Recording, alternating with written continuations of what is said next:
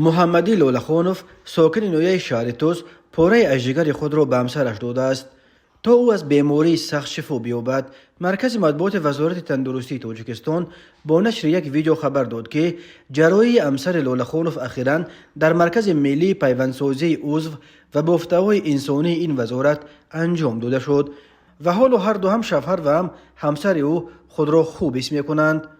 محمدی لولخانوف در شرح این تصمیمش گفت که همسرش را خیلی دوست می‌دارد و می‌خواهد که او سالم و بردم بالای سر فرزندانشان و در پهلویش باشد. در ویدیو نشر شده محمدی لولخانوف نیز وضع سلامتی خودش و همسرش را بعد جراحی خوب نامید. همسر او که حرف زدن برایش هنوز مشکل است، در پاسخ به سوال خبرنگار درباره وضع سلامتیش یک انگشت خود را با اشاره عالی بالا کرد.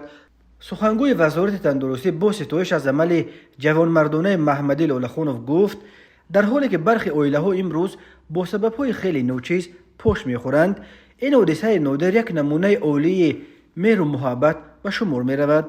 در مرکز ملی پیوندسازی و عضو و بافته‌های انسانی وزارت تندرستی تاجیکستان اینک چندین سال با جراحی مرکب چون پیوند ساختن گرده و جگر را انجام می‌دهند، ولی موردهایی که شوهر جگر خود را به همسرش بدهد خیلی نادر است. این مرکز سال 2018 گفته بود که تقریباً 700 ساکن تاجیکستان به پیوند جگر نیاز دارند، اما پیدا کردن دونوری که یک پاره جگرش را بدهد به همه میسر نمی شود.